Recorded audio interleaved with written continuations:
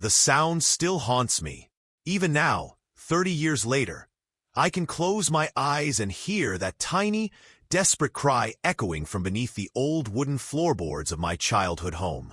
It was a sound so fragile, so filled with terror, that it seemed to pierce through the very walls of our house and straight into my 8-year-old heart.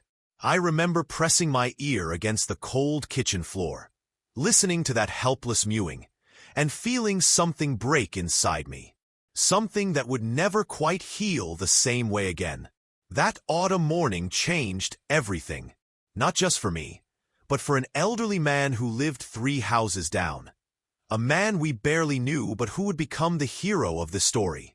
A man whose own determination would leave our entire neighborhood speechless, and whose actions would teach me what it truly means to fight for those who cannot fight for themselves. Speech balloon, I'd love to know. What time is it where you are right now? And which city or state are you watching from? My name is Sarah, and I need to tell you about the day I learned that heroes don't always wear capes. Sometimes they wear old cardigans and move with arthritic hands, crawling through spaces that would challenge people half their age. This is the story of Mr. Henderson, an 82-year-old man who refused to give up on a tiny life, and how his unwavering determination saved not just a kitten, but something precious in all of us. It was October 15th, 1993. I remember the date because it was exactly 1 week before my 9th birthday, and I had been counting down the days with the kind of anticipation that only children understand. The leaves outside our small suburban home in Cedar Falls, Iowa, had turned brilliant shades of amber and crimson, creating a carpet of color that crunched beneath our feet as we walked to school each morning. The air carried that distinct autumn scent of wood smoke and dying leaves, mixed with the faint aroma of apple cider that seemed to drift from every kitchen window in our neighborhood. Our house was one of those classic 1950s ranch-style homes, with a wraparound porch and a foundation that sat about 3 feet off the ground, creating a dark, narrow crawl space underneath. My father had always warned us kids never to play near that space. The area beneath our house was cramped, filled with old pipes, electrical wiring, and what felt like a maze of wooden support beams. It was the kind of place where shadows seemed to move on their own, where spiders built webs the size of dinner plates, and where the musty smell of damp earth mixed with something indefinable that made your skin crawl. I had always been the kind of child who noticed things others missed. While my friends were busy with their dolls and games, I found myself drawn to the small creatures that most people overlooked. The way a butterfly would pause on a flower petal, its wings catching the morning light like stained glass. The determined march of ants across our sidewalk, each one carrying a burden that seemed impossibly heavy for its tiny frame. The careful way a spider would weave its web, each strand placed with an artist's precision. My mother used to say I had a heart too big for my small body. She would find me in the backyard, sitting perfectly still for hours, watching a family of robins build their nest in our oak tree. Or she would discover me in the garage, carefully nursing a wounded butterfly back to health, feeding it sugar water from a bottle cap while whispering soft words of encouragement. It wasn't that I was trying to be different from other children. It was simply that I could see the pain in small things, and I couldn't bear to walk away from it. That particular morning started like any other. The October sun filtered through my bedroom curtains, casting dancing patterns of light across my pink wallpaper. I could hear my mother moving around in the kitchen below, the familiar sounds of breakfast preparation mixing with the gentle hum of our old refrigerator. My father had already left for work at the insurance office downtown, his coffee cup still warm in the sink where he'd left it.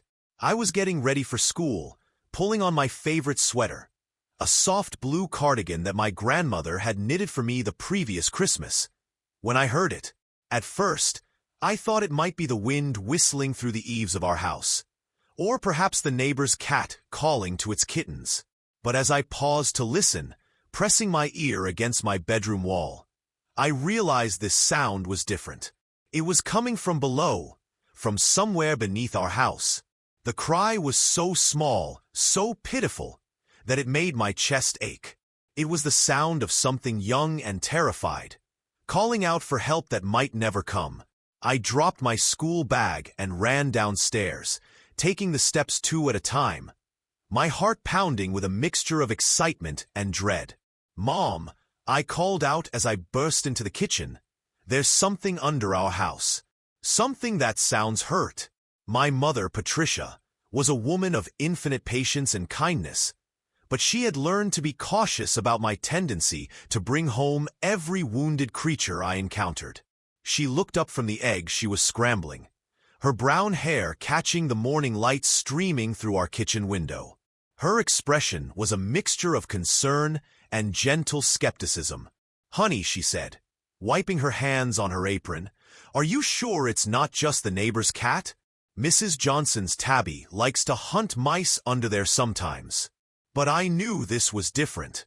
The sound I was hearing wasn't the confident call of a hunting cat. This was the desperate cry of something small and afraid, something that needed help more than it needed anything else in the world.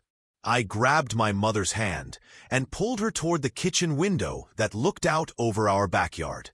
"Listen," I whispered, and we both stood perfectly still. The cry came again, faint but unmistakable. A tiny mewing sound that seemed to float up through the floorboards like a ghost. My mother's expression immediately changed from skepticism to concern. She had heard it too, and like me, she recognized the sound of something in distress. "Oh my," she murmured, her hand moving instinctively to her heart. "There is something down there, isn't there?" We spent the next hour trying to coax whatever was trapped beneath our house to come out on its own. My mother brought out a bowl of milk and set it near the foundation, hoping the scent might lure the creature toward one of the access points. I lay on my stomach in the dirt, calling softly into the dark spaces between the foundation vents, making the kind of gentle clicking sounds I had learned would sometimes calm frightened animals. But as the morning wore on, the cries seemed to grow weaker rather than stronger. Whatever was down there wasn't just scared, it was stuck, and possibly hurt. My mother made several phone calls that morning, trying to find someone who could help. She called the fire department, but they explained that they didn't typically handle animal rescues unless there was immediate danger to human life. She called the local animal control office, but they were dealing with a situation involving a pack of stray dogs on the other side of town and wouldn't be available until the following day. By noon, I had missed half a day of school, and the mewing from beneath our house had become irregular and faint. I could tell that whatever was down there was growing weaker, and the thought of it suffering alone in that dark, cramped space was more than I could bear. That's when my mother suggested we ask Mr. Henderson for help. Harold Henderson was something of a mystery in our neighborhood. He lived alone in a small blue house 3 doors down from ours, and in the 2 years since we had moved to Cedar Falls, I had maybe spoken to him a handful of times. He was a tall, thin man with silver hair that he combed straight back from his forehead, and hands that bore the weathered marks of someone who had worked with tools his entire life. His wife had passed away several years before we moved to the neighborhood, and he had the quiet, careful demeanor of someone who was still learning how to live alone. Most of the neighbors respected Mr. Henderson but kept their distance. He wasn't unfriendly exactly, but he seemed to prefer his solitude. He kept his lawn meticulously maintained, his small garden free of weeds, and his house painted in perfect condition. Every morning at exactly 7 o'clock, he would walk to the end of his driveway to retrieve his newspaper, nodding politely to anyone who happened to be passing by. Every evening at 6, he would sit on his front porch with a cup of coffee, watching the sun set behind the oak trees that lined our street. What most people in the neighborhood didn't know was that Mr. Henderson had been a construction worker for most of his adult life. He had spent decades crawling through tight spaces, working in conditions that would challenge men half his age.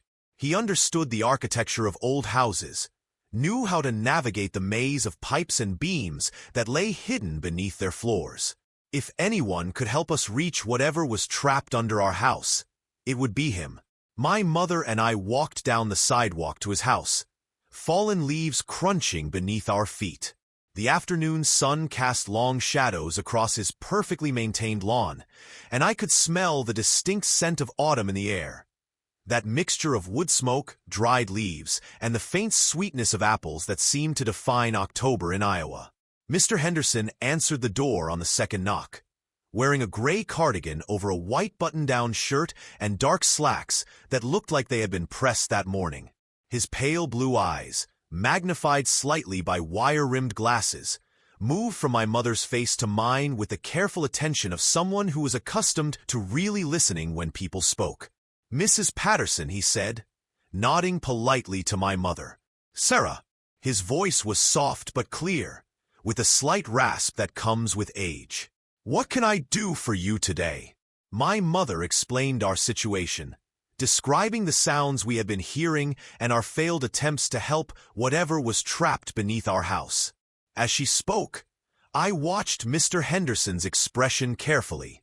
His face remained neutral, but I could see something shift in his eyes when she described the weakening cries we had been hearing. "How long has it been crying?" he asked, his attention focusing on me with an intensity that made me stand a little straighter. "Since this morning," I replied. "But it's getting quieter. I think it's getting tired." "Or weaker," he said quietly, more to himself than to us. He was silent for a long moment, staring past us toward our house, as if he could see through the walls to the creature trapped beneath. Then he looked back at my mother with a slight nod. "Let me get my tools," he said. "I'll be right over." 20 minutes later, Mr. Henderson arrived at our house carrying a large metal toolbox and wearing clothes that looked like they had seen decades of hard work. Gone were the pressed slacks and cardigan. Instead, he wore faded blue jeans with patches on the knees, heavy work boots that were scuffed and worn, and a flannel shirt that bore the stains of countless repair jobs. In his weathered hands, he carried a heavy-duty flashlight and what looked like a small pry bar. My mother led him around to the back of our house, where the foundation was lowest and the access points were most visible. Mr. Henderson knelt down with surprising grace for a man his age, pressing his ear against the ground near the foundation vents. He listened for several minutes, moving from spot to spot, his experienced ear trying to pinpoint the exact location of the trapped animal. "There," he said finally, pointing to a section of the foundation where the crawl space appeared to narrow significantly. "Sounds like it's stuck right in there, probably between the main support beam and the water pipes." He opened his toolbox and began pulling out various tools, examining each one with the careful attention of a craftsman selecting the right instrument for a delicate job.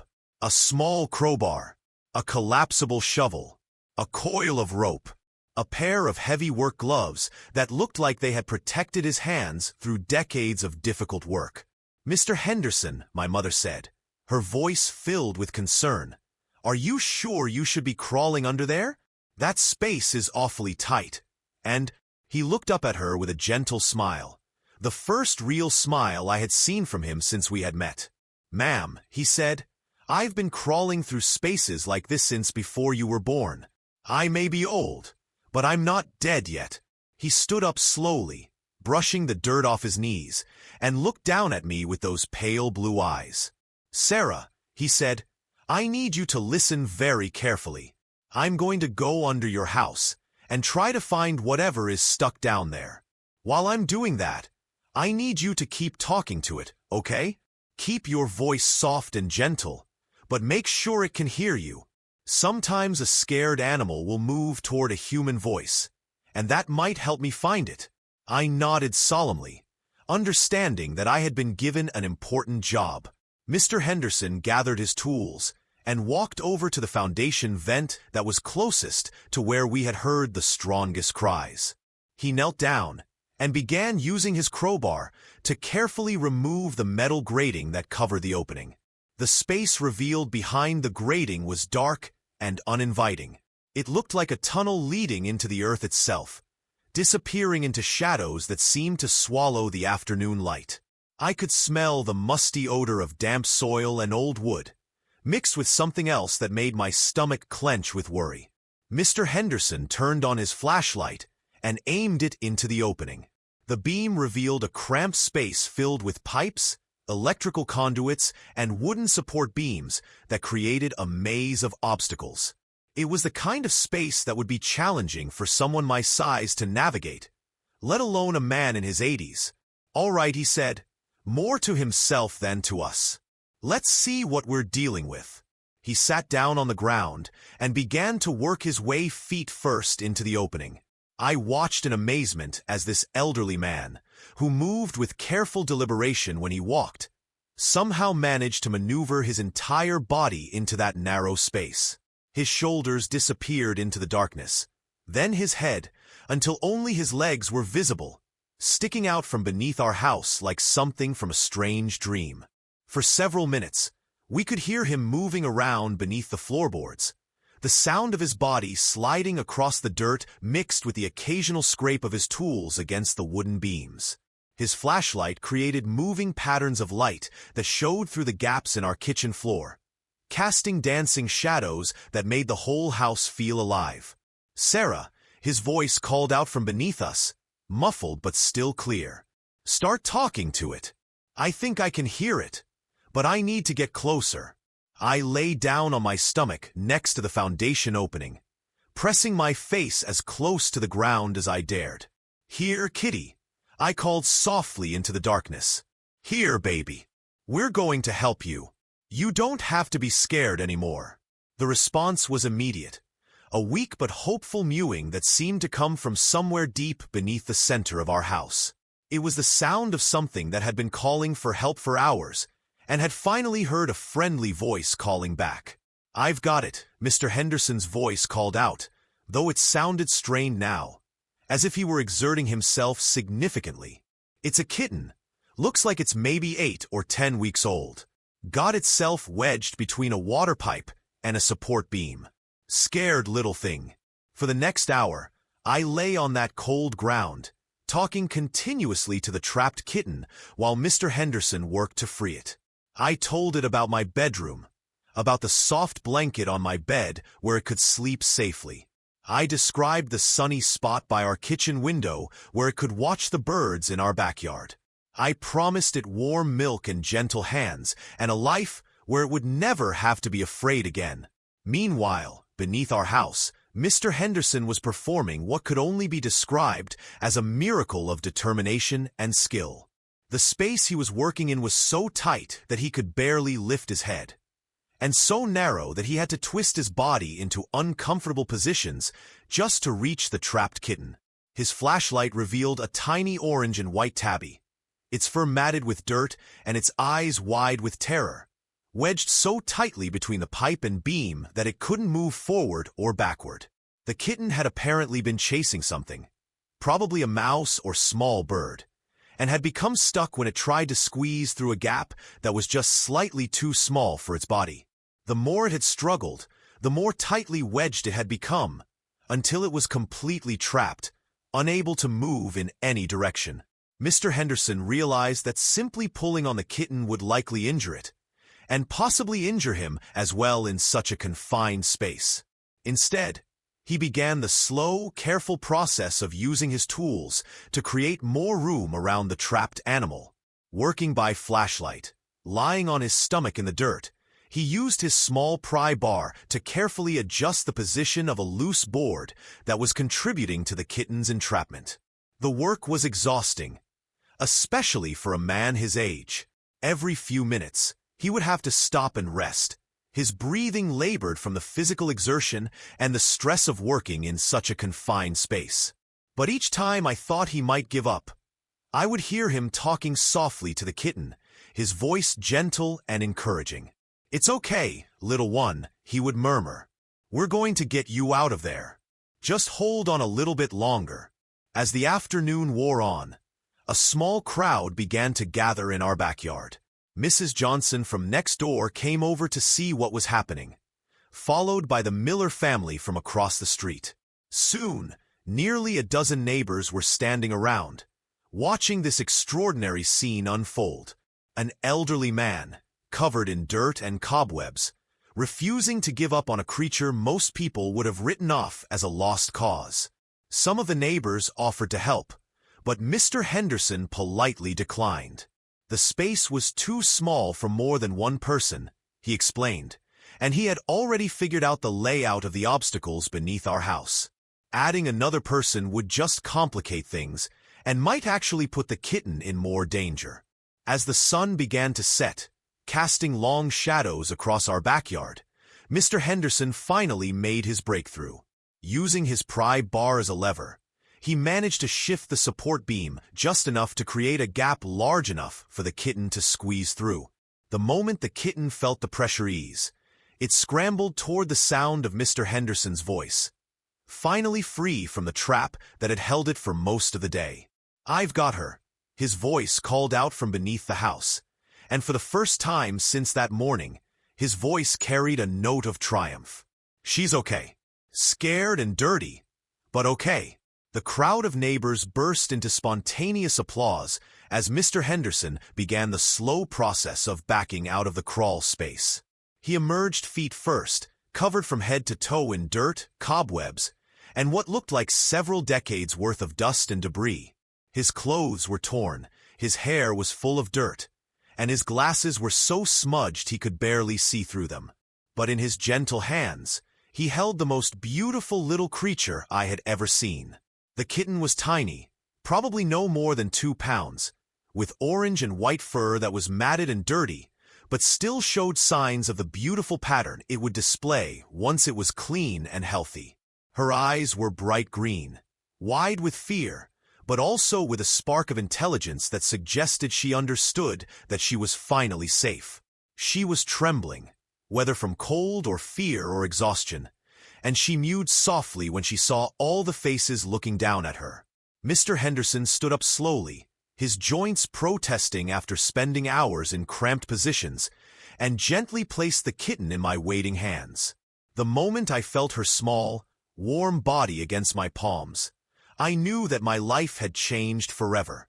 She was so tiny, so fragile, but I could feel her heart beating rapidly against my fingers, a strong, determined rhythm that spoke of a will to survive that was nothing short of remarkable. "She's beautiful," I whispered, looking up at Mr. Henderson with tears streaming down my face. Thank you so much." Mr. Henderson smiled, and this time it was a full, genuine smile that transformed his entire face. For just a moment, I could see the young man he had once been, the person who had spent his life using his hands and his strength to build things, to fix things, to make the world a little bit better than he had found it. "She's a fighter," he said, reaching out to gently stroke the kitten's head with one dirt-covered finger. "Anybody who can survive that long in a place like that, calling for help until someone finally hears them. That's the kind of spirit that deserves to be saved."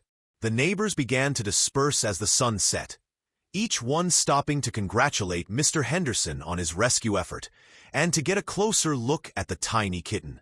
Mrs. Johnson declared it the most remarkable thing she had ever seen. The miller's teenage son asked if he could take a photo of Mr. Henderson holding the kitten, saying he wanted to show his friends at school what a real hero looked like. But Mr. Henderson, characteristically modest, deflected most of the praise. He gathered his tools, wiped his hands on an old rag, and prepared to head back to his house. As he was leaving, he paused and turned back to me, his expression serious. "Sarah," he said, "this little one is going to need a lot of care over the next few weeks. She's been through quite an ordeal, and she's going to need someone who can be patient with her while she learns to trust again. Do you think you're up for that kind of responsibility?" I nodded solemnly, understanding that this was more than just a question about pet care. This was about commitment, about understanding that caring for another living being meant being there even when it was difficult, even when it required sacrifice. "Yes, sir," I replied. "I promise I'll take good care of her." He nodded, satisfied with my answer. "I think you will," he said. And I think she's lucky to have found you. That night, after the kitten had been fed, cleaned, and examined by the local veterinarian who made an emergency house call, I sat in my bedroom with my new companion curled up on my lap.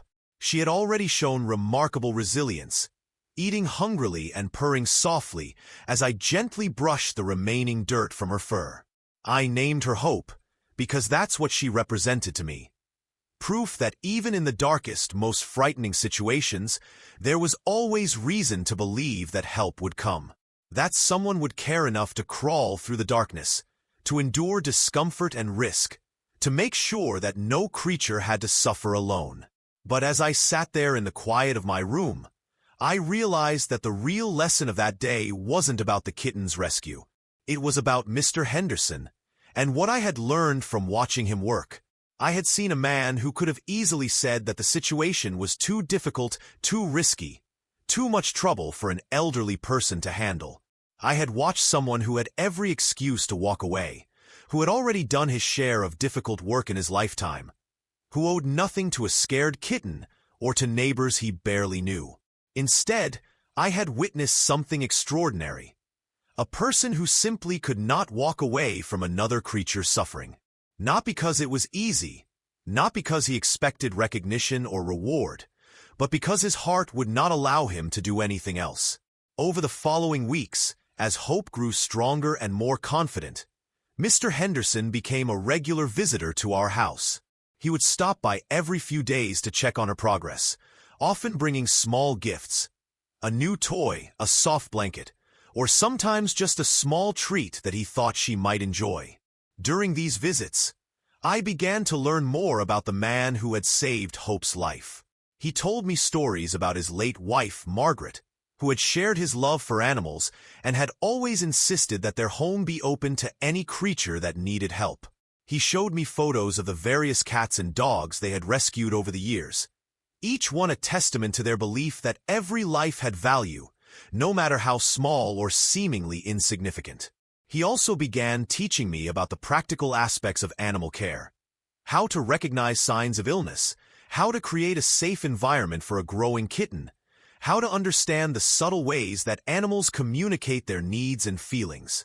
But more than that, he taught me about the deeper responsibility that comes with caring for another living being.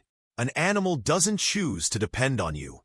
He explained one afternoon as we watched Hope play with a feather toy in our backyard.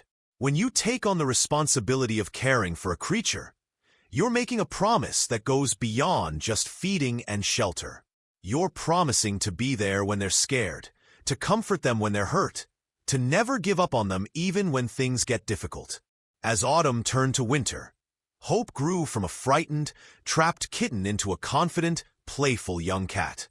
Her orange and white fur developed into a beautiful pattern, and her green eyes sparkled with intelligence and mischief. She had a particular fondness for sleeping in sunny patches by our kitchen window, and she would often sit there for hours, watching the birds and squirrels in our backyard with the focused attention of a natural hunter.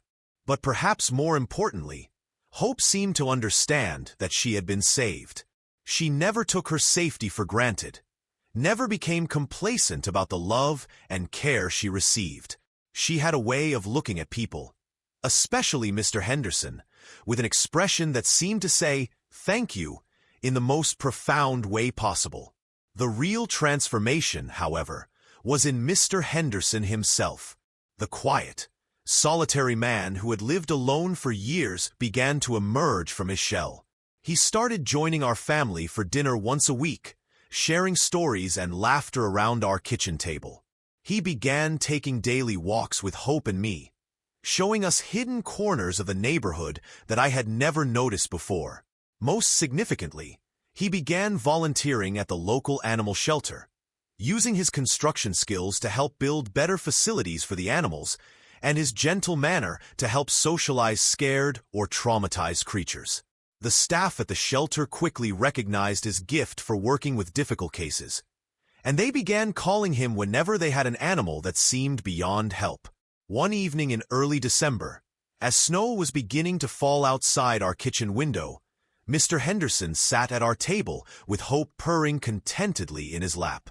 My mother was serving her famous apple pie, and the whole house was filled with the warm sense of cinnamon and vanilla. "Sarah," he said, looking at me with those pale blue eyes that had become so familiar and dear to me, "I want to tell you something important."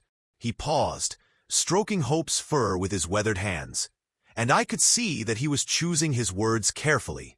"When Margaret died," he continued, "I thought my life was essentially over. I had spent 43 years loving her, building a life with her, and when she was gone, I couldn't see the point in much of anything anymore. I was just existing, going through the motions of living without really being alive." He looked down at Hope, who had begun to purr louder, as if she could sense the emotion in his voice. "The day we saved this little one," he said, "I remembered what it felt like to be needed, to have a purpose, to feel like my life still mattered to someone, even if that someone was just a scared kitten trapped under a house." He looked back up at me, and I could see tears glistening in his eyes. "You didn't just help me save Hope that day, Sarah. You helped Hope save me." The words hit me with a force I wasn't expecting. I had been so focused on the drama of the rescue, on the satisfaction of seeing Hope grow strong and healthy, that I had missed the deeper story that was unfolding. The man who had crawled under our house to save a kitten had himself been saved in the process. That winter, Mr. Henderson began what would become a legendary series of animal rescues throughout our county. Word spread about the elderly man who would go to extraordinary lengths to help creatures in distress, and soon people were calling him from towns 50 miles away, asking if he could help with situations that others had deemed hopeless. There was the dog that had fallen through the ice on Miller's Pond, too far from shore for anyone to reach safely. Mr. Henderson spent 3 hours in freezing water, using a rope and pulley system he had rigged up to bring the terrified animal back to safety.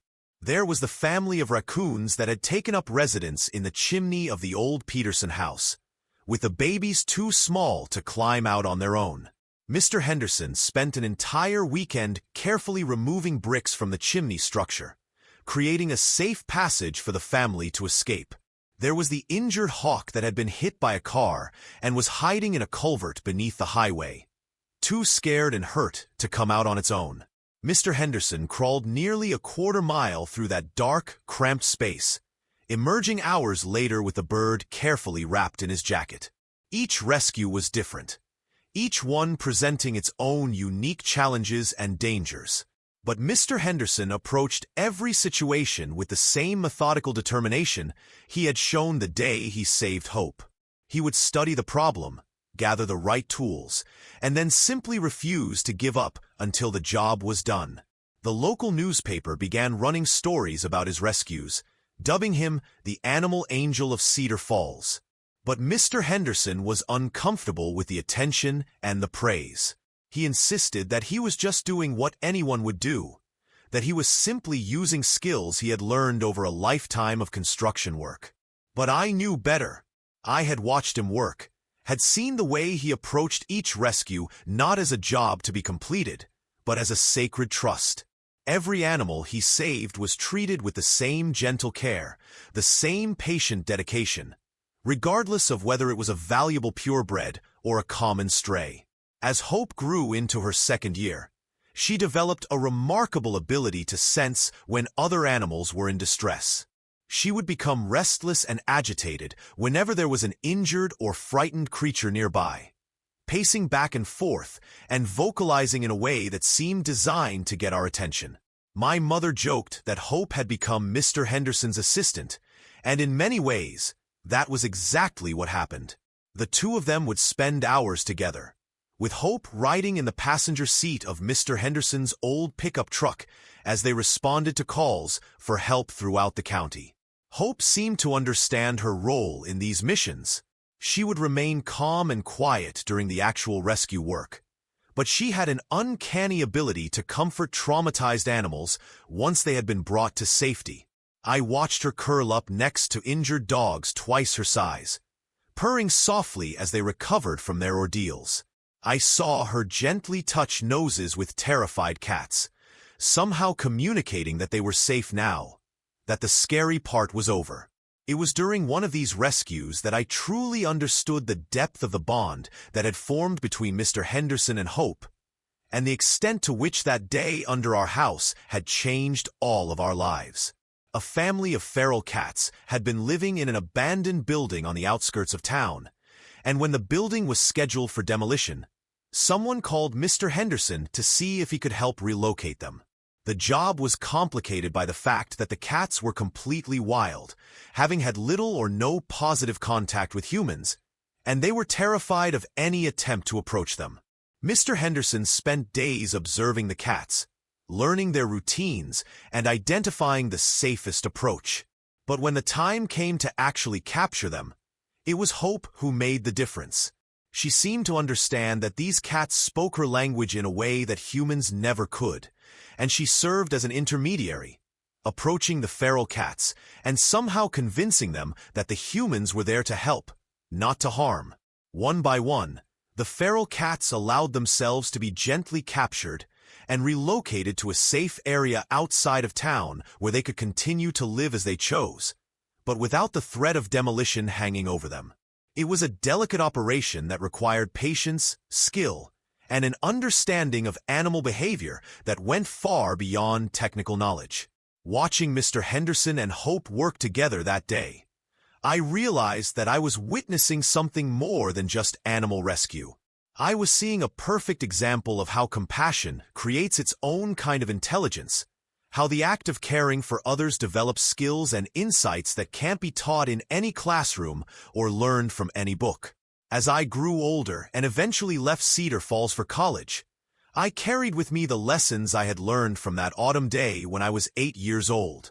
I studied veterinary medicine, driven by a desire to help animals that had been sparked by watching Mr. Henderson crawl under our house to save Hope. But the deeper lesson, the one that shaped not just my career but my entire approach to life, was about the power of refusing to give up, about the extraordinary things that become possible when we commit ourselves completely to the well-being of others, even when the cost is high and the outcome is uncertain.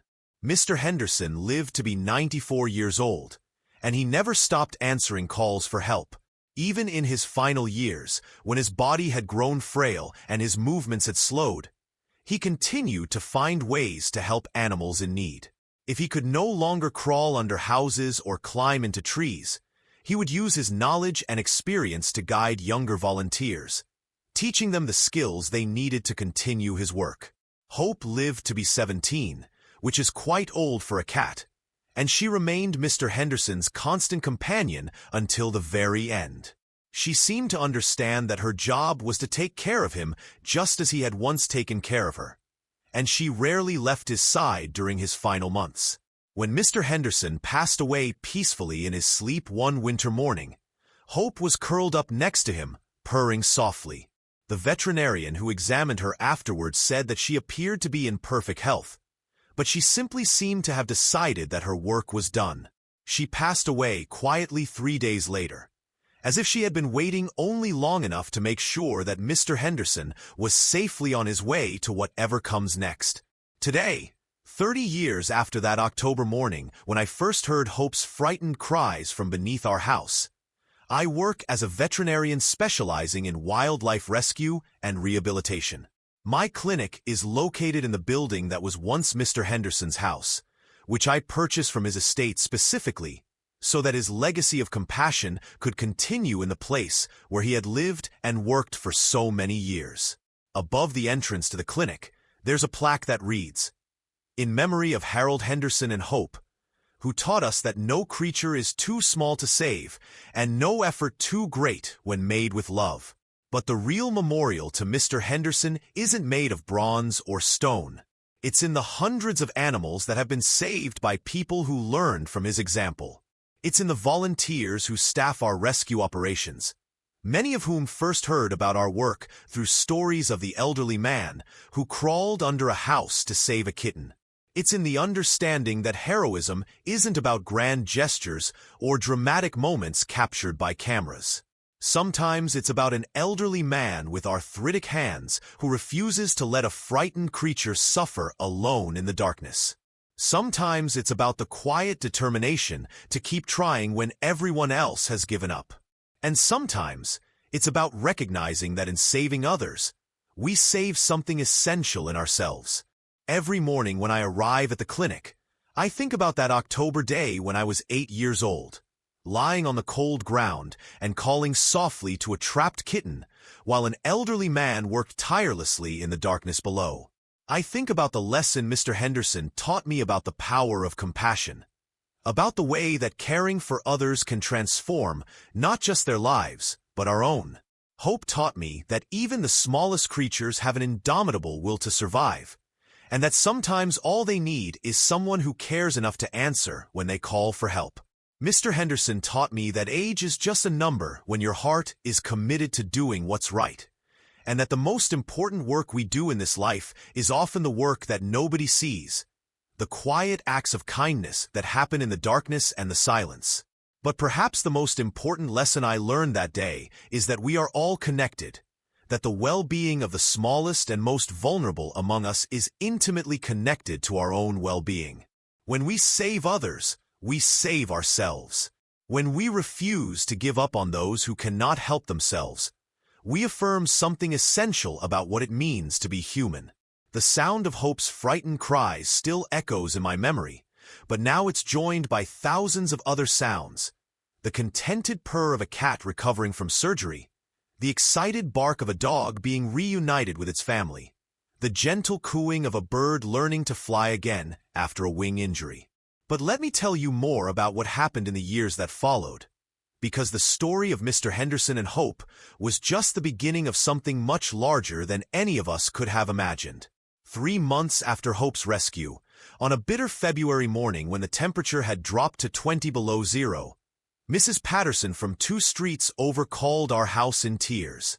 Her elderly mother's cat, Whiskers, had somehow gotten outside during the night and was now trapped on the roof of their 2-story house, too scared to come down and slowly freezing to death. The fire department had already been called, but they explained that their ladders couldn't safely reach the cat's position due to the steep angle of the roof and the icy conditions. A professional tree service had quoted a price that Mrs. Patterson simply couldn't afford, and animal control had gently suggested that sometimes nature had to take its course. But Mrs. Patterson had heard about Mr. Henderson's rescue of Hope, and she wondered if he might have any ideas. I remember watching from our kitchen window as Mr. Henderson walked slowly around the Patterson house, studying the roof line and the position of the terrified cat. Whiskers was a large orange tabby, at least 15 pounds, and he was clinging to a section of the roof that was not only high but also covered with a dangerous layer of ice. Mr. Henderson disappeared into his garage and emerged 20 minutes later with an assortment of equipment that looked like it belonged in a mountaineering expedition. Ropes, pulleys, metal clips that gleamed in the weak winter sunlight, and what appeared to be a harness designed for a much younger man. What happened next was nothing short of extraordinary.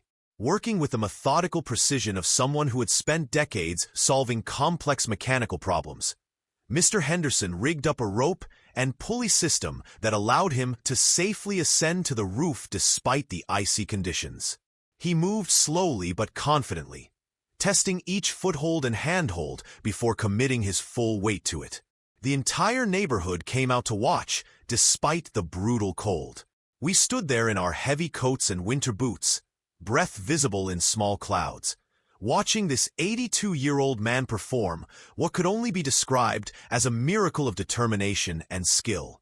It took him nearly 2 hours to reach Whiskers, and when he did, the cat was so grateful for human contact that he immediately allowed Mr. Henderson to place him in a specially designed carrier that could be safely lowered to the ground.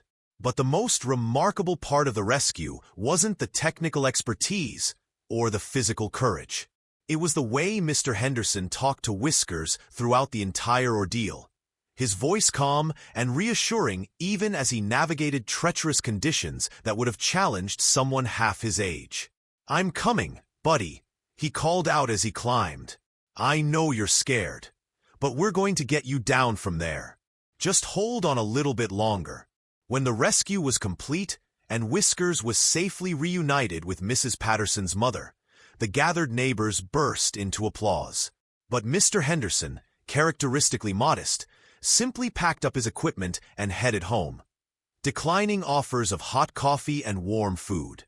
That night, as I sat in my room with Hope curled up on my lap, I realized that I had witnessed something that went far beyond a simple animal rescue. I had seen a man who had discovered his true calling, who had found a way to use his skills and experience to make a real difference in the world. Over the following months, the calls for help became more frequent and more challenging. There was the horse that had fallen into an abandoned well on the Morrison farm, requiring a complex system of ropes and winches to safely extract. There was the family of skunks that had taken up residence under the town library, creating a situation that required both technical skill and considerable diplomatic finesse to resolve without anyone getting sprayed. Each rescue was different, each one presenting its own unique challenges and requiring its own creative solutions. But Mr. Henderson approached every situation with the same calm determination, the same refusal to accept that any problem was unsolvable. As word of his work spread beyond our immediate area, Mr. Henderson began receiving calls from animal control officers, veterinarians, and wildlife rehabilitation centers throughout the state. They had heard about the elderly man from Cedar Falls who could handle the cases that others had given up on, and they wanted his help with their most difficult situations. I remember the day Dr. Martinez from the Wildlife Rehabilitation Center in Des Moines called about a great horned owl that had been injured in a collision with a power line. The bird was alive but trapped on a transmission tower 80 feet above the ground. Too hurt to fly, but too scared to allow any of the utility workers to approach. Mr. Henderson spent an entire day studying the situation, consulting with electrical engineers about safety protocols and wildlife experts about owl behavior. Then, working with a team of utility workers who had volunteered their time, he devised a plan to safely reach the injured bird. The rescue took place on a Sunday morning in early May, when the spring air was filled with the scent of apple blossoms and the sound of birds returning from their winter migrations. I was there with my parents and Hope, along with what seemed like half the population of our county, watching as Mr. Henderson slowly ascended the transmission tower in a specialized harness designed to protect him from electrical hazards. The owl was magnificent, even injured. Its golden eyes were fierce and intelligent, and its powerful talons gripped the metal tower with determination that spoke of a will to survive that matched Mr. Henderson's own. When he finally reached the bird, it allowed him to gently wrap it in a specially designed blanket, recognizing somehow that this human was there to help, not to harm. The entire rescue took 4 hours, and when it was complete, the crowd below erupted in cheers that could probably be heard 3 counties away. The owl was transported to the rehabilitation center, where it made a full recovery and was eventually released back into the wild. But for me, the most powerful moment of that day came after the rescue was complete, when Mr. Henderson climbed down from the tower and walked over to where I was standing with Hope in my arms. "Sarah," he said, his voice tired but filled with satisfaction, "did you see the way that owl looked at me when I reached her?" I nodded, remembering the intensity of that gaze, the way the great bird had seemed to study Mr. Henderson's face with something that looked remarkably like recognition. "She knew," he continued, stroking Hope's fur with gentle fingers. "She knew I was there to help. Animals have a way of recognizing kindness, even when they're scared and hurt. They can sense when someone genuinely cares about their well-being." He paused, looking out over the field where the transmission tower stood like a monument to human ingenuity and compassion. "That's the real secret to this work," he said. "It's not about the technical skills, or the equipment, or even the physical courage. It's about letting the animals know that they're not alone, that someone cares enough to take risks for their sake." As the months turned into years, Mr. Henderson's reputation grew far beyond our small Iowa town. Newspapers from across the Midwest began running stories about his rescues, and he received letters from people as far away as California and Maine, asking for advice about difficult animal rescue situations. But despite the attention and recognition, Mr. Henderson remained fundamentally unchanged. He still lived alone in his small blue house, still maintained his garden with meticulous care, still sat on his front porch every evening with his coffee and hope by his side. The only real difference was that his garage had been transformed into something resembling a specialized rescue equipment depot. Ropes and harnesses hung from the ceiling, custom-built carriers lined the walls, and workbenches were covered with tools that he had modified or created specifically for animal rescue work. Hope had become an integral part of his operation, riding along on rescue calls and serving as both companion and assistant. She had an uncanny ability to calm frightened animals, and Mr. Henderson often relied on her to help establish trust with creatures that were too scared or traumatized to accept human help. I remember one particularly difficult case involving a dog that had been abused and abandoned, left chained to a tree in a remote area where it had been slowly starving.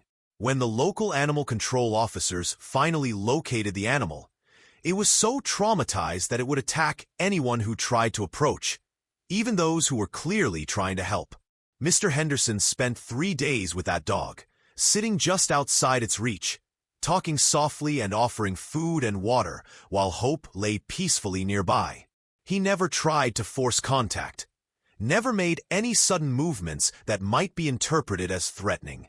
He simply made it clear that he was willing to wait as long as necessary for the dog to decide that it was safe to trust again. On the 3rd day, the dog finally approached Hope, drawn perhaps by her calm presence and obvious lack of fear. From there, it was a short step to accepting food from Mr. Henderson's hand, and eventually to allowing itself to be gently led to safety. That dog, who we named Courage, eventually became one of the most beloved therapy animals at the local children's hospital, bringing comfort and joy to sick children who understood something about fear and recovery. But it never forgot the man who had been patient enough to wait for its trust, and whenever Mr. Henderson visited the hospital, Courage would greet him with a kind of enthusiasm that could only come from true gratitude. These stories became part of the fabric of our community, passed down from neighbor to neighbor and generation to generation. Children who had never met Mr. Henderson knew his name and his reputation, and many of them were inspired to pursue careers in veterinary medicine or wildlife conservation because of the example he had set. But perhaps the most profound impact of Mr. Henderson's work was on the way our entire community began to think about our relationship with the animals that shared our world. Before his rescue of Hope, most people in Cedar Falls regarded animals as either pets or wildlife, creatures that existed in clearly defined categories with clearly defined levels of human responsibility. Mr. Henderson's work challenged those assumptions. He treated every animal with the same level of respect and commitment, whether it was a valuable thoroughbred horse or a common barn cat. He demonstrated that every life had inherent worth, that every creature deserved compassion and care regardless of its economic value or social status. This philosophy began to influence the way our community approached animal welfare issues more broadly. The local animal shelter saw a dramatic increase in volunteers and donations. Veterinarians began offering more pro bono services for animals whose owners couldn't afford care. The city council passed new ordinances designed to protect wildlife habitats and create corridors for animal movement through urban areas. Most importantly, children throughout our area grew up with a fundamentally different understanding of their relationship with the natural world. They learned from Mr. Henderson's example that humans had a responsibility to protect and care for other species, not because it was required by law or social convention, but because it was the right thing to do. As I entered my teenage years, I began accompanying Mr. Henderson on more of his rescue missions, serving as his assistant and learning the practical skills that would later prove invaluable in my veterinary career. But the lessons he taught me went far beyond technical knowledge about animal behavior or rescue techniques. He taught me about patience, the way he would spend hours or even days earning an animal's trust, never rushing or forcing contact, but simply making himself available when the creature was ready to accept help. He taught me about problem-solving, the way he would approach each rescue situation as a unique puzzle that required creative thinking and careful planning. No two rescues were ever exactly the same, and each one demanded its own solution. He taught me about courage, not the reckless bravery of someone seeking thrills or recognition, but the quiet determination of someone who simply refuses to give up when lives are at stake. Most importantly, he taught me about compassion, the way genuine care for others can motivate us to attempt things that seem impossible, to persist when others would quit, to find strength we didn't know we possessed. One autumn afternoon when I was 16, as we were driving home from a particularly difficult rescue involving a deer that had become entangled in a farmer's fence, Mr. Henderson pulled his truck over to the side of the road and turned to look at me with an expression I had never seen before. "Sarah," he said, his voice carrying a weight that made me pay careful attention, "I want you to understand something important about this work we do." He gestured toward the back of the truck, where the deer was resting comfortably in a specially designed carrier, its wounds cleaned and bandaged, ready to be transported to the Wildlife Rehabilitation Center. "Every animal we save matters," he continued, "not just because they're individual creatures with their own right to life and happiness, but because they're part of something much larger than themselves. Every deer that lives to reproduce, every bird that survives to migrate, every cat that finds a loving home, they all contribute to the continuation of their species and the health of the ecosystems they're part of." He paused, looking out over the rolling farmland that stretched to the horizon, dotted with patches of woodland and crossed by clear streams that supported countless forms of wildlife. "But there's something even more important than that," he said. "Every act of compassion we perform, every time we choose to help rather than to ignore suffering, we make the world a little bit more humane. We create a legacy of kindness that inspires others to care, to act, to make a difference."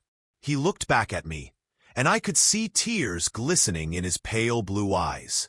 "You're going to be a veterinarian someday, Sarah. You're going to have opportunities to help animals in ways that I never could. But I want you to remember that the most important part of your work won't be the technical skills or the medical knowledge. It will be the love you bring to each case, the commitment you make to never give up on a creature that needs your help." Those words stayed with me through veterinary school, through the challenging early years of my career, through every difficult case and heartbreaking loss. They reminded me that my work was about more than just treating disease or injury. It was about affirming the value of life itself, about standing up for those who cannot speak for themselves. Mr. Henderson continued his rescue work well into his 80s, adapting his methods as his physical capabilities changed, but never losing his determination to help animals in need. He trained a network of younger volunteers, sharing his knowledge and experience with a new generation of rescuers who carried on his work throughout the region.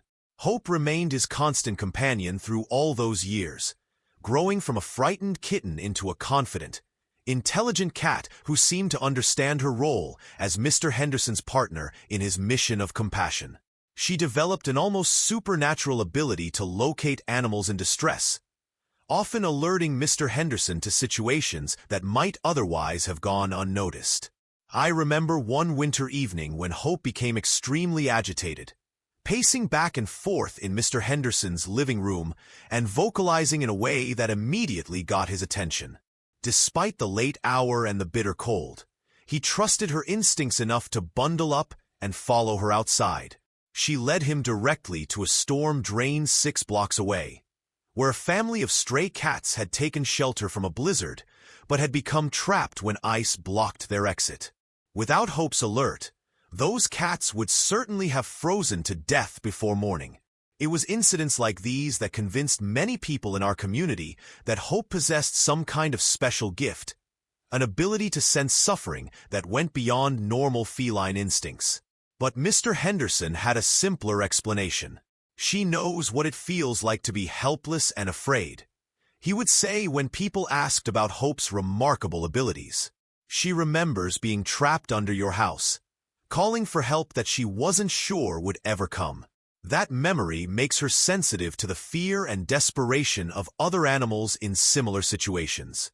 As Mr. Henderson entered his final years, his body began to show the accumulated effects of decades of demanding physical work. His joints became increasingly arthritic, his movements slower and more careful. But his spirit remained as strong as ever, and he continued to find ways to help animals even when he could no longer perform the most physically demanding rescues himself. He became a mentor and advisor to animal control officers throughout the state, sharing his knowledge and experience with a new generation of professionals. He wrote detailed reports of his most challenging cases, creating a library of information that would help others handle similar situations in the future. Most importantly, he continued to serve as an inspiration to everyone who knew him, proving that age was no barrier to making a meaningful difference in the world. The last rescue Mr. Henderson personally performed took place on a sunny September morning, just 3 months before his death. A family of raccoons had taken up residence in the attic of the old Methodist church, and while the congregation was willing to coexist with their uninvited guests, the raccoons had begun to cause structural damage that threatened the safety of the historic building. Mr. Henderson, now 94 years old and moving with careful deliberation, spent an entire week studying the situation and developing a plan that would allow the raccoon family to be relocated safely without causing them undue stress or separation. Working with a team of younger volunteers who served as his hands and legs, he oversaw an operation that successfully moved the entire raccoon family to a wooded area outside of town where they could continue their lives without conflict with human activities. It was a fitting final chapter to a career that had spanned more than 2 decades and had touched hundreds of lives, both human and animal. When Mr. Henderson passed away peacefully in his sleep that December morning, the entire community mourned the loss of a man who had taught us all what it meant to live a life of purpose and compassion. His funeral was attended by hundreds of people from across the state, including many whose only connection to him was through the animals he had saved. But the most moving tribute came from the animals themselves. Throughout the service, cats and dogs that Mr. Henderson had rescued seemed to appear from everywhere, gathering around the church as if they somehow understood that their savior was being honored. Hope, now 17 years old and clearly declining, sat in the front pew throughout the entire service, her green eyes alert and focused on the simple wooden casket that held the man who had given her life meaning and purpose. 3 days later, as I mentioned earlier, Hope quietly passed away, curled up in her favorite sunny spot by the window where she had spent so many hours watching the world with Mr. Henderson by her side. The double loss was devastating for our community, but it also marked the beginning of something new and important.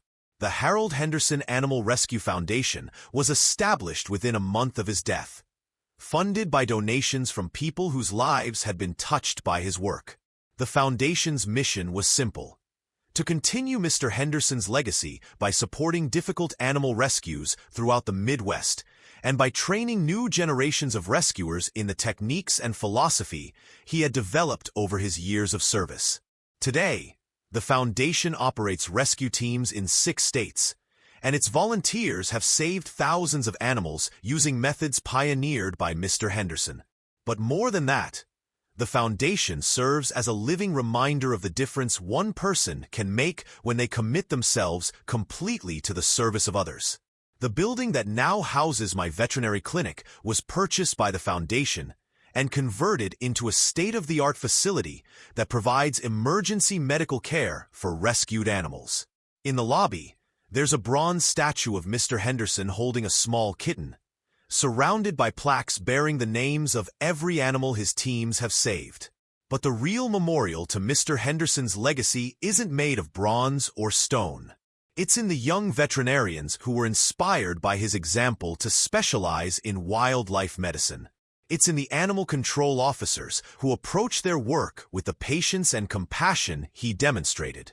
It's in the countless volunteers who donate their time and skills to rescue work because they believe, as he did, that every life has value. Most of all, it's in the fundamental change he brought about in how our society thinks about our relationship with the animals that share our world.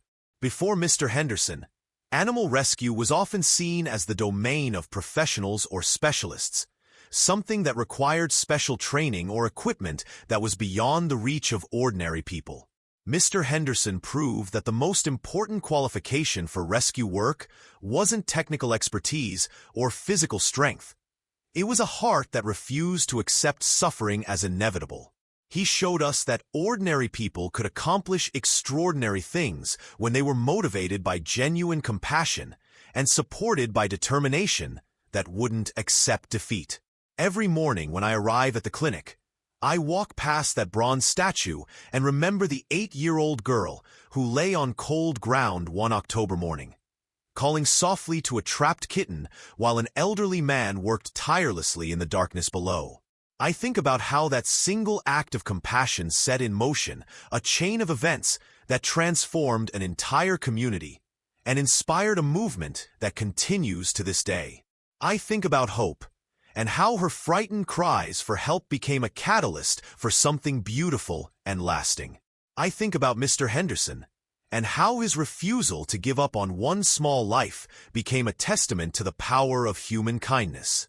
But most of all, I think about the lesson that experience taught me about the interconnectedness of all living things, about the way that one act of compassion can ripple outward in ways we never imagined, touching lives and changing hearts across generations.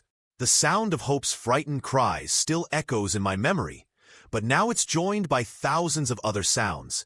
The contented purr of a cat recovering from surgery, the excited bark of a dog being reunited with its family, the gentle cooing of a bird learning to fly again after a wing injury. These are the sounds of hope itself, the soundtrack of a world where compassion triumphs over indifference, where determination overcomes despair, where the simple act of caring creates miracles that seem impossible until they happen. And at the center of it all, I can still see an elderly man with gentle hands and determined eyes, proving that heroes come in all shapes and sizes, and that sometimes the greatest acts of courage happen in the smallest, darkest spaces, where only love can light the way.